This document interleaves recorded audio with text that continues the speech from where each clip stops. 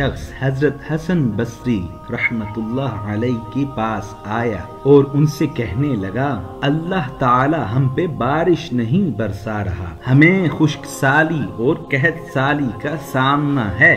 امام صاحب نے جواب دیا اللہ کی بخشش طلب کرو یعنی استغفار کرو۔ پھر ایک اور شخص امام صاحب کے پاس آیا اور کہنے لگا میں بہت غریب اور نادار ہوں، غربت کی چکی میں پس رہا ہوں۔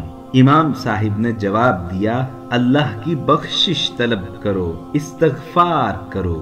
پھر ایک اور شخص امام صاحب کے پاس آیا اور کہنے لگا میری شادی کو کافی عرصہ ہو چکا ہے، میں صاحب اولاد نہیں ہوں، میری اولاد نہیں ہے۔ امام صاحب نے جواب دیا اللہ کی بخشش طلب کرو، اللہ سے استغفار کرو۔ جو لوگ امام صاحب کے حلقہ احباب میں وہاں بیٹھے ہوئے تھے انہوں نے امام صاحب سے کہا کہ حضرت آپ کے پاس 3 اشخاص 3 مختلف مسائل لے کے حاضر ہوئے، آپ نے ان تینوں کو استغفار کرنے کی تلقین کی، اس کی کیا وجہ ہے جبکہ تینوں کے مسائل یکسر مختلف تھے؟ امام صاحب نے ارشاد فرمایا کیا تم لوگوں نے اللہ کا بیان نہیں پڑھا؟ اللہ پاک اپنی لا ریب کتاب قرآن مجید فرقان حمید کی سورہ نوح میں ارشاد فرماتا ہے فَقُلْتُ اسْتَغْفِرُوا رَبَّكُمْ إِنَّهُ كَانَ غَفَّارًا يُرْسِلِ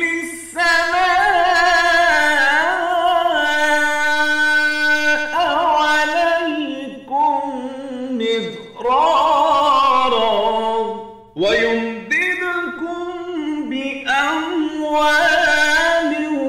وَبَنِينَ وَيَجْعَلْ لَكُمْ جَنَّاتٍ وَيَجْعَلْ لَكُمْ أَنْهَارًا۔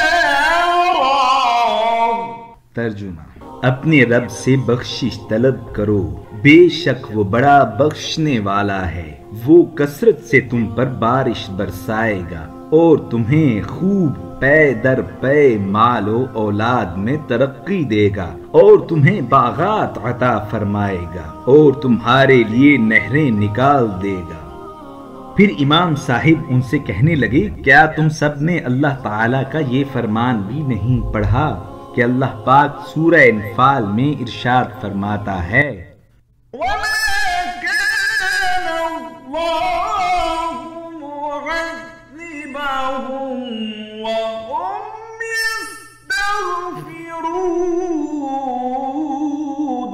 ترجمہ اور اللہ ان کو عذاب نہ دے گا اس حالت میں کہ وہ استغفار بھی کرتے ہوں۔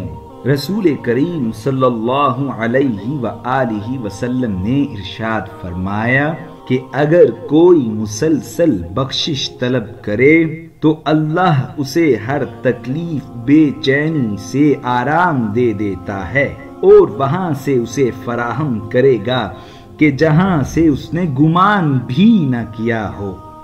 صاحبو ہمیں ہر وقت استغفار کرنا چاہیے، ہمارے تمام دنیاوی و اخروی مسائل کا حل استغفار میں پوشیدہ ہے۔ ہمیں ہر وقت اللہ سے معافی طلب کرنی چاہیے۔ اللہ کو استغفار کرنے والے لوگ بہت پسند ہیں۔ اگر آپ کسی مسئلے کا شکار ہیں، کسی پریشانی کا شکار ہیں تو اللہ سے بخشش طلب کیجئے، استغفار کیجئے، جیسا کہ آپ نے آیہ مبارکہ میں استغفار کی برکتوں کو ملاحظہ فرمایا۔ حدیث مبارکہ میں بھی آپ نے استغفار کی فضیلت سن لی۔ سو اللہ پاک ہر وقت ہمیں عاجز رہنے کی توفیق عطا فرمائے۔ اللہ پاک ہمیں استغفار کرنے کی توفیق عطا فرمائے۔ اللہ پاک ہم پہ اپنا خاص فضل و کرم فرمائے، آمین۔